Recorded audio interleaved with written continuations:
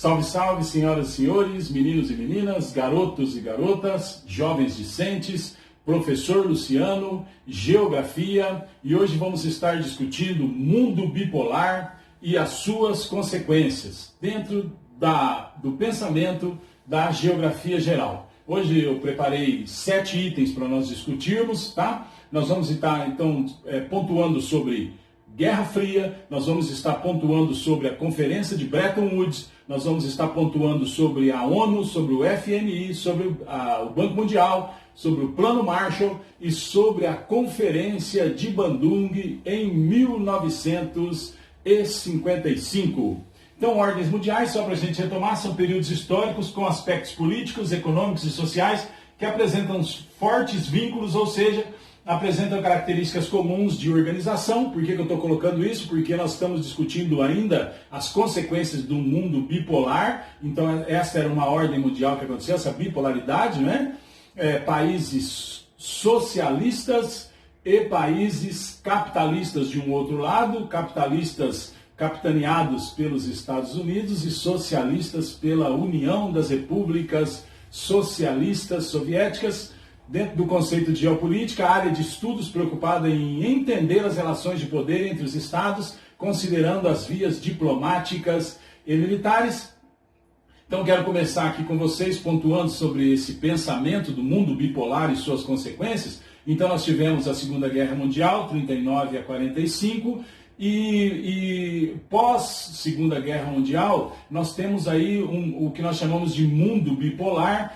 De um lado, os países com a visão capitalistas, liderados, capitaneados pelos Estados Unidos. Do outro lado, os países socialistas, capitaneados pela União das Repúblicas Socialistas Soviéticas, depois vai se tornar, depois dessa dissociação, a Rússia, né? Então nós temos a Guerra Fria, que nós chamamos, certo? De 1945 a 47, mais ou menos, o início, até 1991, então 45 anos, 46 anos, de uma Guerra Fria, de um momento de tensão geopolítica entre esses dois blocos, socialistas e capitalistas. E aí nós temos a Conferência de Bretton Woods, 1944, ela acontece, é uma reunião que visava estabilizar as moedas nacionais que estavam prejudicadas pela Segunda Guerra Mundial. Você pode me perguntar assim, mas 1944, a Segunda Guerra Mundial acabou em 45. Então, pouco antes do final da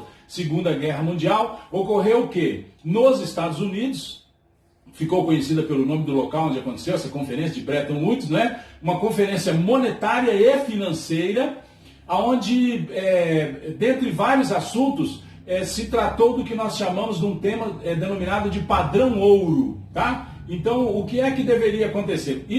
Um item importante é que toda nação que decidisse emitir moeda deveria ter uma reserva em ouro. Então, nação vai emitir moeda, ela tem que ter uma reserva cambial em ouro. Essa conferência participaram, pelas informações que temos, 44 países, e a busca dela era o quê? Da interligação de moedas, a busca por câmbio estável, a busca por deixar as moedas mais próximas, com poucas variações, mas mais próximas. E aí escolhem o que? O dólar como moeda base, uma moeda de orientação, e fica fixada da seguinte maneira: uma onça de ouro, aproximadamente 28 gramas de ouro, 28,349 gramas de ouro, uma onça equivaleria a 35 dólares, tá? Então cria-se aí nessa conferência de Bretton Woods, o que? Essa relação entre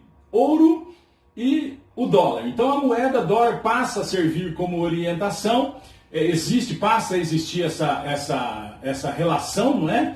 Aproximada de 35 dólares uma onça de ouro. E o porquê do dólar ser escolhido? Porque estava terminando essa Segunda Guerra Mundial e muitos países, não importam ganhadores ou perdedores, vencedores ou perdedores, eles estavam desgastados por causa da guerra. Então o país empobreceu, a população em si empobreceu, o país se desgastou com a guerra. Não importa quem ganhou, quem perdeu, todos na realidade tiveram desgaste. E os Estados Unidos estavam fora dessa guerra, viram aí de camarote tudo isso acontecendo, se prepararam e agora vem como moeda forte. E na realidade esse padrão essa conferência de Bretton Woods ditou a regra que basicamente, a grosso modo, é seguida até hoje, né? Então, uma onça de ouro, 28 gramas, ponto 349, passa a valer $35. Hoje, se você trouxesse para hoje, varia aí uma onça de ouro aproximadamente entre $1.200 e $1.500, você vê a diferença, né?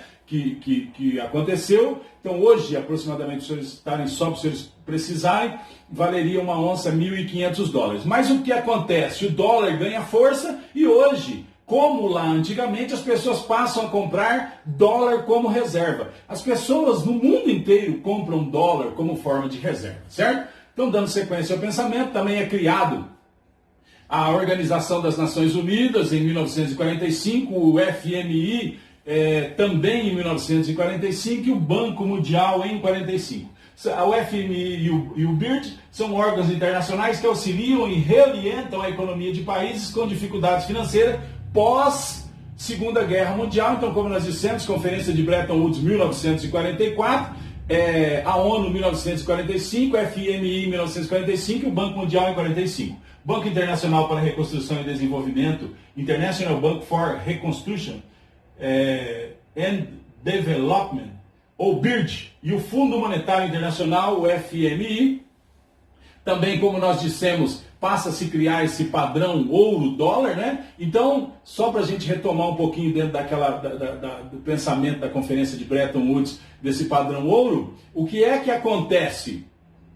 Agora as pessoas que tivessem ouro e elas quisessem trocar por dinheiro, elas poderiam fazer isso, certo? E o país que estava ditando a regra, os Estados Unidos, o que é que precisava acontecer? Ele precisava ter uma reserva para quê? Para comprar esse ouro. Mas eles estavam tranquilos e ainda até hoje se aproveitam de situações criadas lá atrás.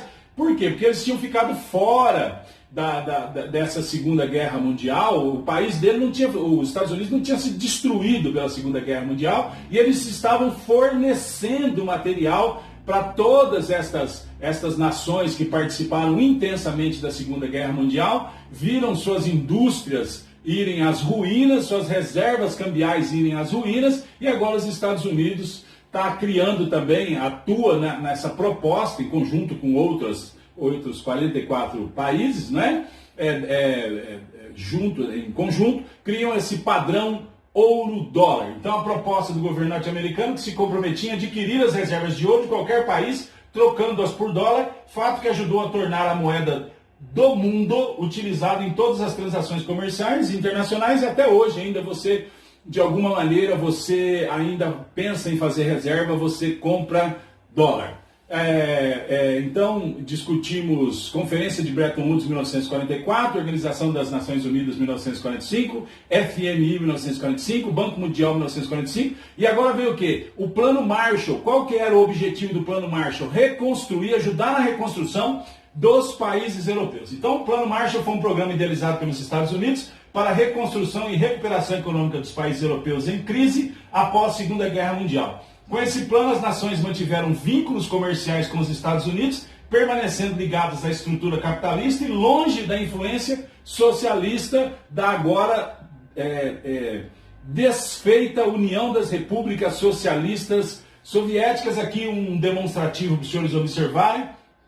Quem se beneficiou do Plano Marshall, né? Reino Unido, França, Itália, República Federativa da Alemanha, Países Baixos, Grécia, Áustria, Bélgica, Luxemburgo, Dinamarca, Noruega, Turquia, Irlanda, Suécia, Iugoslávia, Portugal e Islândia. Bem, também surge em 1955, então dando sequência ao raciocínio, eu procurei agregar dentro do raciocínio, então nós temos o início da Guerra Fria entre 45 a 47, que vai até 1991, quando nós temos o fim da União das Repúblicas Socialistas Soviéticas. Então, em 44, Conferência de Bretton Woods, 45, ONU, FMI e BIRD, em 1947, o Plano Marshall. Mas nós temos em 1955 a Conferência de Bandung. O que é que acontece nessa Conferência de Bandung?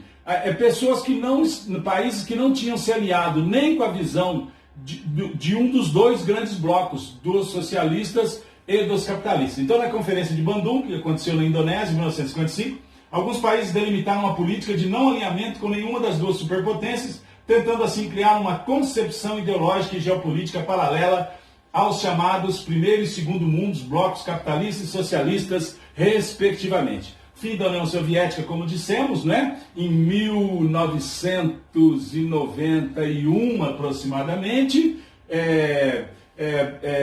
dois conceitos já pontuados em momentos anteriores, Glasnost e a perestroika, criado durante o governo de Mikhail Gorbachev, ou seja, Glasnost significa transparência e perestroika significa reestruturação em russo.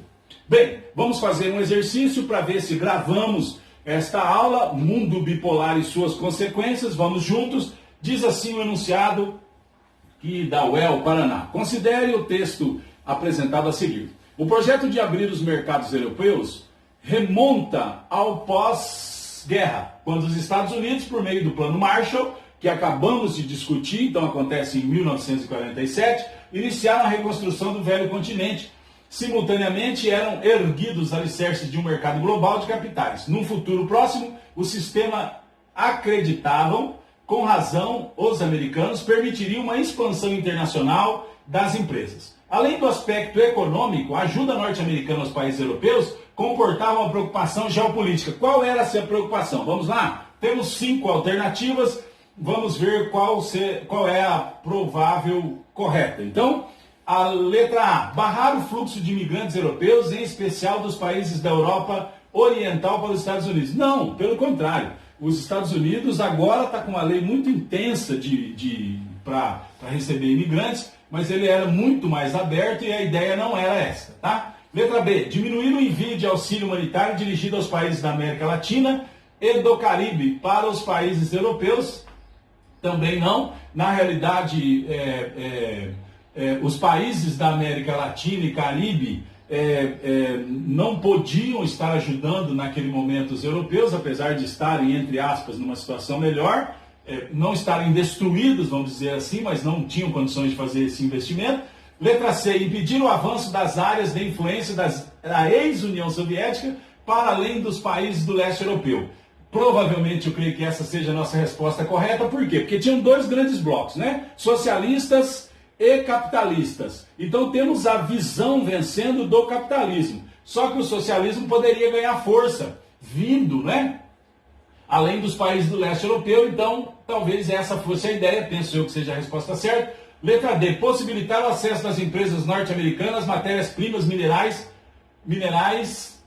e aos mercados da Europa Ocidental. Na realidade, os Estados Unidos estavam fornecendo, né, a matéria-prima para os mercados da Europa e não estavam trazendo, na realidade. Os Estados Unidos se aproveita muito dessa pós-guerra para estar como está hoje, uma grande potência mundial. Letra E, garantir a soberania norte-americana sobre os novos territórios conquistados na região mediterrânea, trocando-a por ajuda econômica. Também não. Garantir a soberania norte-americana sobre os novos territórios conquistados. Não foi isso que aconteceu. Na realidade, a resposta correta é a letra C. Impedir o avanço das áreas de influência da ex-União Soviética, União das Repúblicas Socialistas Soviéticas, URSS, para além dos países do leste europeu.